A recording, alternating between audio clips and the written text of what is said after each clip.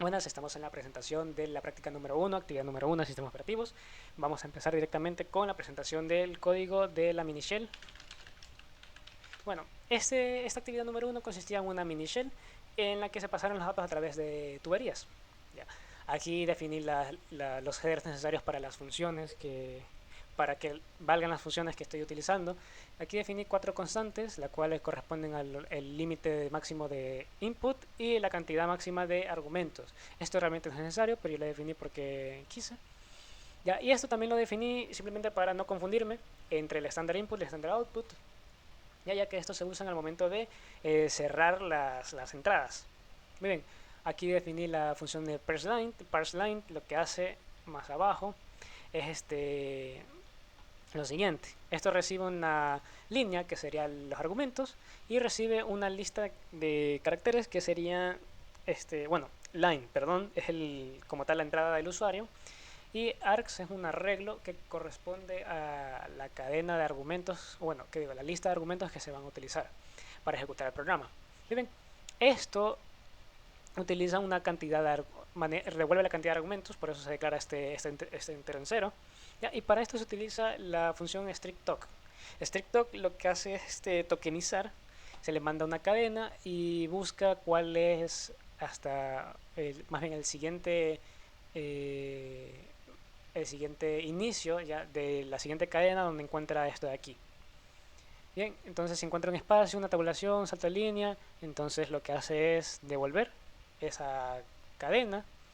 Y bien, aquí bueno, lo utilizamos con un while, entonces es como mientras recorras esa cadena, que sería esta línea, y también sea mayor, sí, digo, sea menor al número de argumentos máximos -1, entonces quiero que añadas ese token que encontraste, esa cadenita, que la agregues a la lista de argumentos.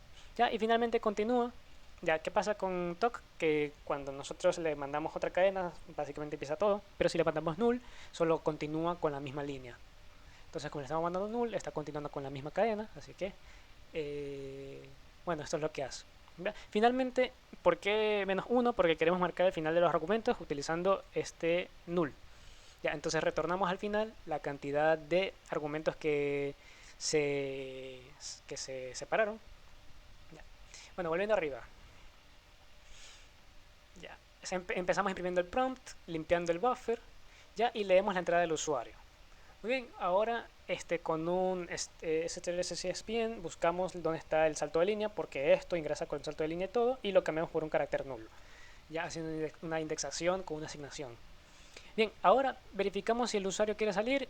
Si le da exit, pues simplemente saliendo de la mini shell y retorna 0. Ya, ahora parsemos los datos. Ya, y si el número de argumentos que ingresó el usuario es igual a 0, pues simplemente continúa porque es una línea vacía. Ahora creamos el arreglo de descriptores, ya que vamos a utilizar como tubería. Definimos la tubería, bueno, creamos la tubería y hacemos el proceso hijo. Ahora validamos si ocurrió un error. Si no, pues en el proceso hijo quiero que cierre el estándar output para que al momento de hacer dup, esta tubería se conecte directamente con el estándar output, porque el proceso hijo es el que se va a encargar de escribir. Ya, una vez que hayas hecho esto, pues quiero que cierres el descriptor porque ya está definido, y cierra también el descriptor 0 porque no lo estás usando. En caso, bueno, esto es más que nada por seguridad. Ahora ejecuta el comando. Si ocurre un error, entonces simplemente retorname 1, me indicas que hubo un error. Este arg0 corresponde al nombre del programa y este arg corresponde a todos los argumentos, incluyendo el nombre del programa que antes se habían obtenido con la función de parseLine. Bien, en el proceso padre quiero que cierres la escritura porque no vas a escribir nada, solo vas a leer, ¿ya? Y espera que el hijo termine. Una vez que haya terminado, léeme lo que se haya escrito en el descriptor 0, ¿ya? Con este tamaño de buffer, ¿ya? Y este límite máximo. Ahora, ¿por qué? Porque yo quiero que al momento de imprimir no exista ningún problema como que se muestre un carácter extraño, ¿no? Porque no termina. Y lo que quiero es reemplazar ese último carácter, ¿ya? O más bien el número de bytes leídos, ¿ya? Al final del buffer quiero que lo reemplaces por un carácter nulo, ¿ya? El carácter de final. Ya, entonces, como terminó, ahora sí puede presentar correctamente la cadena con un print y esto se presentaría dentro del padre. Finalmente quiero que cierre la tubería porque ya no vas a leer nada y retórname 0. Ya, entonces probando este código, vamos a ejecutarlo. Como vemos, estamos en la mini shell. Si ingresamos nada, pues simplemente se va a la siguiente línea. ¿Ya? Y aquí podemos ejecutar comandos. Vamos a probar el comando ps3. ¿Ya? Y aquí vemos el árbol de procesos. Entonces vamos a ejecutar exit y salió de la mini shell. Listo. Bueno, ahora para la presentación de la actividad número 2 vamos a analizar dos códigos. Vamos a ir rápido porque el tiempo está corto. Bueno, entonces aquí básicamente empieza con la definición de los headers que van a ser necesarios, que contienen las funciones que vamos a utilizar aquí dentro. Ya, se empieza por definir el número de procesos. ¿Ya? Y se le pide al usuario que ingrese el número de procesos que quiere crear. Muy bien, aquí clock en este caso utiliza un tipo de dato. ¿Ya? Y aquí simplemente utilizamos dos tipos de datos. O sea, dos variables que tienen el mismo tipo de dato, que es clock, una es el inicio, una es el final. Y un decimal que representa el tiempo total. Bien, ahora recorremos el for.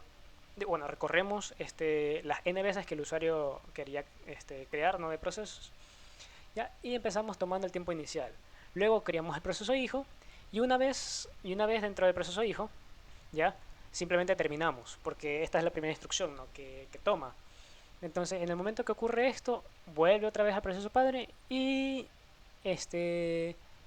aquí simplemente se toma el tiempo de fin. Ok, sí, pero antes se tiene que hacer un wait para asegurar que no se tome este tiempo mientras el hijo se está ejecutando. ¿Ya? Entonces básicamente esto es lo que se hace para medir el tiempo. Y acá este double lo que hace es hacer un parse de end y star, porque end y star retornan enteros. ¿Ya? Entonces esto hace un double. O sea, esto los transforma a decimales.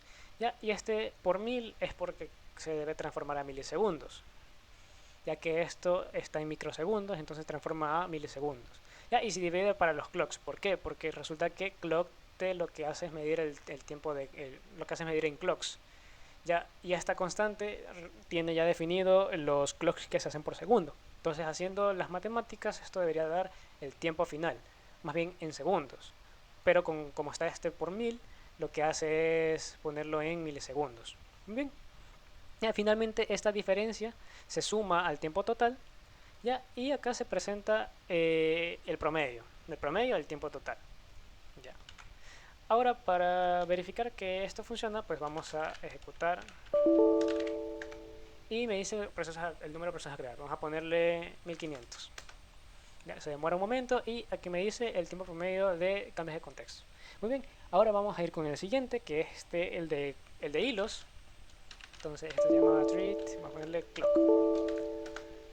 Muy bien, aquí básicamente empieza lo mismo, los headers que necesitamos de las funciones, o sea, los headers que tienen definidas las funciones que vamos a utilizar. ¿Ya? Y aquí tenemos la función del hilo, que está definida más abajo. Muy bien, básicamente aquí la ciencia es similar. ¿Ya? Aquí se tiene un arreglo de n-threads, bueno, de n-threads. ¿Ya? También tenemos el mismo decimal de total time. ¿Ya? Y recorremos n veces según, bueno, recorremos las veces que el usuario haya querido. ¿Ya? Aquí también definimos el start y el end como tipo de dato clock y tomamos el tiempo inicial. Luego creamos el hilo y a este hilo le mandamos como argumento, o más bien como parámetro, este end que vamos a definir acá. ¿Ya? ¿Por qué? Porque dentro del hilo, acá abajo como vemos en la función del hilo, lo que hace es hacer un parse y ese parse al final lo utiliza para guardar el valor que consiguió del clock. Ya, finalmente retorna null y volvemos acá arriba. Entonces, una vez que termina la ejecución del hilo, pues lo que hace el padre, o más bien el programa principal, es esperar al hijo. Digo, al hilo, porque no estamos hablando de procesos hijos. Ya, entonces espera al hijo y cuando obtiene esto quiere decir que ya está terminado. Muy bien, entonces lo que hace es hacer nuevamente el parseo necesario y la transformación a milisegundos, suma ese tiempo al tiempo total y lo presenta. Ahora, aquí hay algo que considerar. Si no estuviera esta línea, hubiera un problema al momento de mandar end, porque ahí sí podría haber un deadlock, pero como no es el caso, esto es válido. Muy bien, ahora para verificar que esto funciona, vamos a ejecutar. Ya. y vamos a poner la misma cantidad de procesos, bueno, de hilos. En este caso el tiempo fue menor. Bueno, eso sería todo. Muchas gracias.